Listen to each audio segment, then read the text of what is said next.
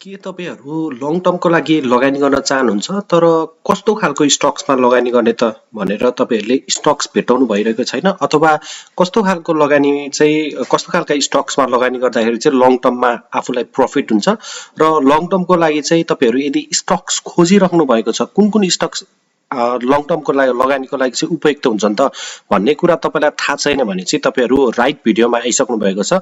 तपाईहरुले तपाईहरुको हामीले जुन अघिल्लो भिडियोहरु बनाएको थियौं त्यसमा कमेन्ट धेरै आएको छ र त्यो कमेन्टको रिप्लाई अनुसार चाहिँ रिप्लाई गर्नको लागि चाहिँ हामीले यो भिडियो बनाएको छौं। प्रायले चाहिँ लङ टर्मको लागि लगानी गर्न चाहन्छु म विदेशमा छु तर लङ टर्मको लागि लगानी गर्ने स्टक्स कुन हुन् त मलाई थाहा छैन अथवा म बिगिनर हुँ मलाई लङ टर्मको स्टक्सहरु चाहिँ थाहा छैन र म चाहिँ लङ टर्मको लागि लगानी गर्न चाहन्छु भनेर चाहिँ धेरैवटा कमेन्ट आइसकेपछि चाहिँ हामीले यो भिडियो बनाउन गइरहेका छौं। तपाईहरुलाई यस भिडियो अन्तर्गत रहेर के कुराहरु तपाईले फुल भिडियो भयो भने चाहिँ के कुरा थाहा हुन्छ भन्दाखेरि चाहिँ लङ टर्मको लागि स्टक्स कसरी छान्ने तपाईहरु आफै छान्न सक्नुहुन्छ। त्यो म लाइभ तपाईहरुलाई यहाँ ल्यापटपमै गरेर देखाइदिन्छु। तपाईहरुले मोबाइल छ भने मोबाइलबाट पनि गर्न सक्नुहुन्छ। तपाईहरुले आफै स्टक्सहरु छान्न सक्नुहुनेछ अथवा तपाईहरु सेकेन्ड कुरा भनेको यदि तपाईहरुलाई केही पनि आउँदैन मार्केटमा नयाँ हुनुहुन्छ यस्तो अब केही पनि जान्नुहुन्न भने तपाईहरुलाई म दुईटा प्रत्येक सेक्टरको दुईटा राम्रो स्टक्स भनिदिन्छु जुनमा चाहिँ तपाईहरुले लङ टर्मको लागि चाहिँ इन्भेस्ट गर्न सक्नुहुन्छ। र तपाईहरुलाई थाहा छ कि छैन विश्वमा सबैभन्दा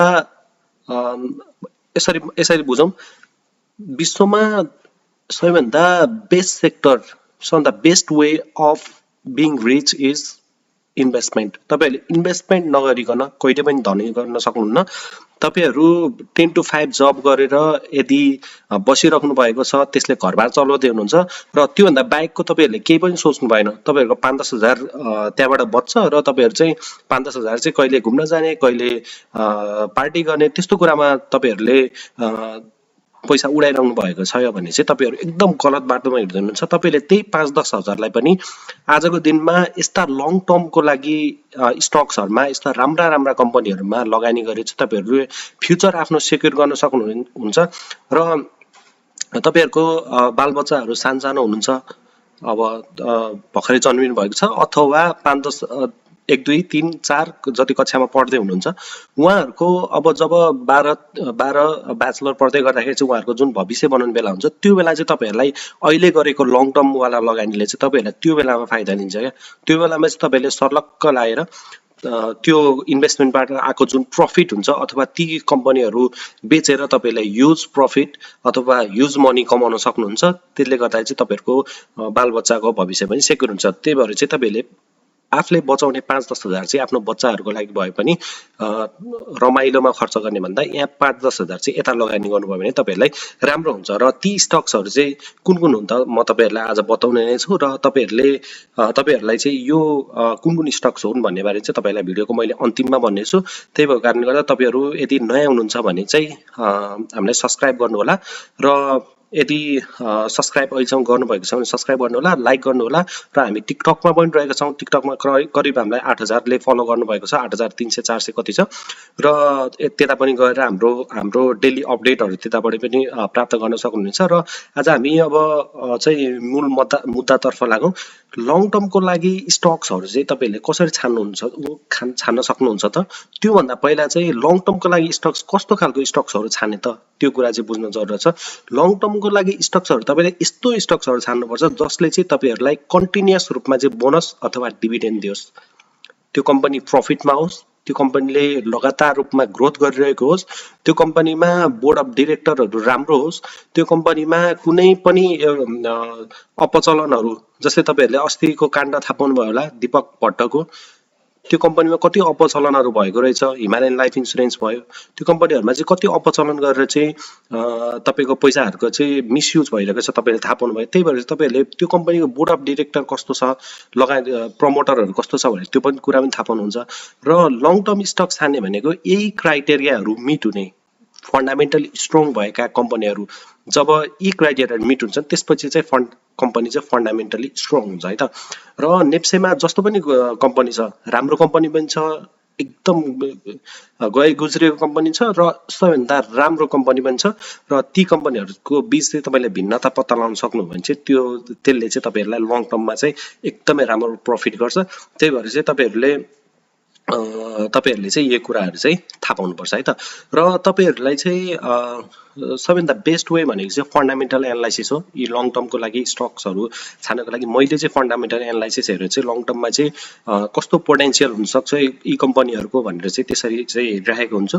र तपाईँहरूलाई चाहिँ यदि बिगिनर हुनुहुन्छ भने चाहिँ सबसे इजिएस्ट वे यो लङ टर्मको लागि कम्पनीहरू छान्न भनेर चाहिँ तपाईँहरूलाई म आज यहाँ लाइभ देखाइदिन्छु।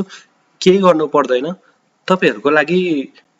जस्तै तपाईँहरूले म्युचुअल फन्ड सुन्नुभएको होला। म्युचुअल फन्डहरू भनेको कस्तो भन्दाखेरि सामूहिक लगानी कोष भन्छ नि, म्युचुअल फन्ड भनेको नेपालीमा उल्टा त्यस्तो हुन्छ। र म्युचुअल फन्ड भनेको चाहिँ तपाईँहरू सबैजनाको पैसाहरू चाहिँ कलेक्ट गरेर चाहिँ एक ठाउँमा आउँछ र एउटा फन्ड म्यानेजर हुन्छ। त्यो फन्ड म्यानेजरले चाहिँ त्यो तपाईँ सबैजनासँग कलेक्ट गरेर ल्याएको पैसालाई चाहिँ यस्तै सेयर मार्केट अथवा घर जग्गा यस्तोमा प्रायःले चाहिँ सेयर मार्केटमै इन्भेस्ट गरिराखेको हुन्छ र यो सेयर मार्केटमा चाहिँ तपाईँहरूको लगानी गरिरहेको हुन्छ। र तपाईँहरू हामीहरूसँग पैसा उठाएको जुन पैसा छ उनीहरूले चाहिँ केयरफुल एनालाइसिस गरेर चाहिँ कुन सेक्टरमा हाल्दा चाहिँ हामीलाई बेटर रिटर्न आउँछ त। किनकि उनीहरूको एउटा प्रेसर के हुन्छ भन्दाखेरि तपाईँहरूको पैसा लगानी गरेको हुन्छ, त्यहीबाट चाहिँ तपाईँहरूलाई रिटर्न पनि दिनु पर्यो। सो उनीहरूले चाहिँ केयरफुल एनालाइसिस गरेर चाहिँ राम्रो राम्रो स्टक्सहरूमा चाहिँ इन्भेस्ट गरिरहेको हुन्छ। हो, अब हामी चाहिँ के गर्छौँ भन्दाखेरि चाहिँ यस्ता म्युचुअल फन्डहरूले चाहिँ कस्ता कस्ता कम्पनीहरूमा लगानी धेरै गरेका छन् त भने चाहिँ सबैभन्दा धेरै जुनमा लगानी गरेका छन् त्यो कम्पनी चाहिँ एकदम बेस्ट कम्पनी हुन्छ भनेर चाहिँ हाम्रो एनालाइसिस हुन्छ है त।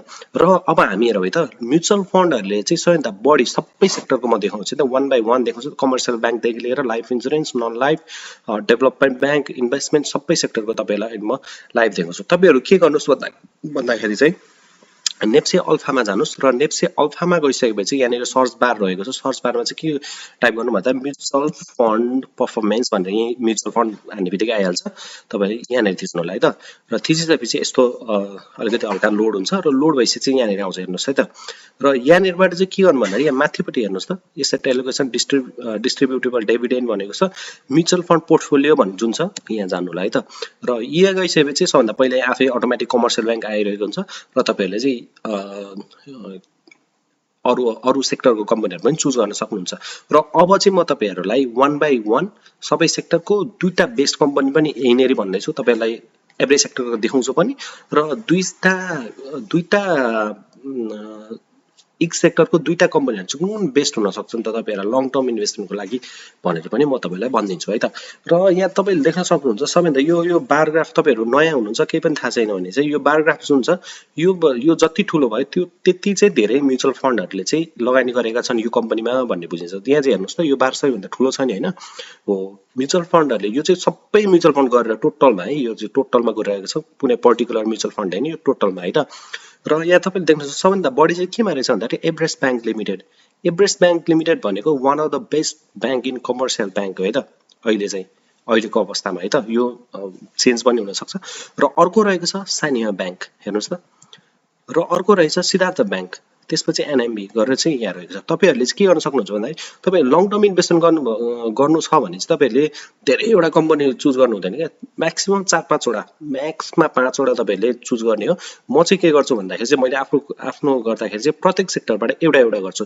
जस्तै म तपाईँहरूलाई खुलासा पनि गरिदिन्छु, मसँग एभरेस्ट ब्याङ्क छ, मैले लङ टर्मको लागि एभरेस्ट ब्याङ्क राखेको छु र म्युचुअल फन्डले पनि हेर्नुहोस् त एभरेस्ट ब्याङ्कमै लगानी गरेछ। अब यो वर्षले 15 देखि 20% डिभिडेन्ड स्योर सर्ट दिन्छ होइन। अहिलेको Q3 को रिपोर्ट पनि यसको आइसकेको छ। इपिएस तपाईँले देख्न सक्नुहुन्छ, यहाँ तपाईँलाई म देखाइदिन्छु इपिएस अहिले कति छ है त, हेर्नुहोस् है त।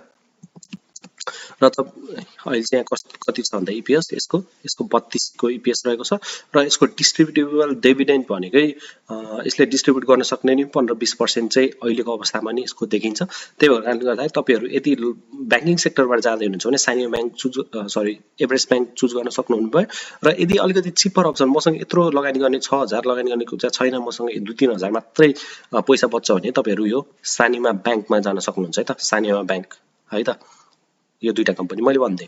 र अर्कोमा जाउँ हामी, डेभलपमेन्ट ब्याङ्क है त। डेभलपमेन्ट ब्याङ्क मध्ये म्युचुअल फन्डले सबैभन्दा बढी लगानी गरेको कम्पनी भनेको GBBF गरिमा विकास ब्याङ्क लिमिटेड रहेको छ। त्यसपछि कामना सेवा विकास ब्याङ्क, साइन रेसुङ्गा, एमएनबिबिएल भनेको मुक्तिनाथ विकास ब्याङ्क हो।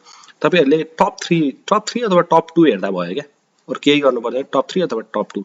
र यो डेभलपमेन्ट ब्याङ्कबाट यदि तपाईहरु लङ टर्मलाई लगानी गर्न चाहनुहुन्छ भने चाहिँ तपाईहरुले यी दुईटा ब्याङ्कमा गर्न सक्नुहुन्छ। जस्तै अब यहाँ अहिले तपाईले गर्नु भने म तपाईलाई रेकमेन्डेसन गर्दाखेरि चाहिँ तपाईले आइदर गरिमा विकास ब्याङ्क अथवा कामना सेवा विकास ब्याङ्क अहिलेको अवस्थामा चाहिँ एकदम उत्कृष्ट भएर निस्केको छ है, एकदम राम्रो राम्रो रिपोर्टहरु निकाल्दै गएको छ। र यसले गर्दाखेरि चाहिँ म चाहिँ अहिलेको अवस्थामा चाहिँ कामना सेवा विकास ब्याङ्क र गरिमा विकास ब्याङ्क यी मध्ये एउटा चुज गर्छु। र अथवा एमएनबिबिएल पनि राम्रो कम्पनी हो, राम्रो एकदम उत्कृष्ट कम्पनी हो। एमएनबिबिएल अथवा साइन रेसुङ्गा पनि राम्रै कम्पनी हो। त्यही भएर तपाईले यी मध्ये तीनटा मध्ये एउटा कुनै पनि चुज गर्न सक्नुहुने भयो है त। र अर्को रहेको छ तपाईहरुलाई म अब हाइड्रो पावर सेक्टर देखाउँछु।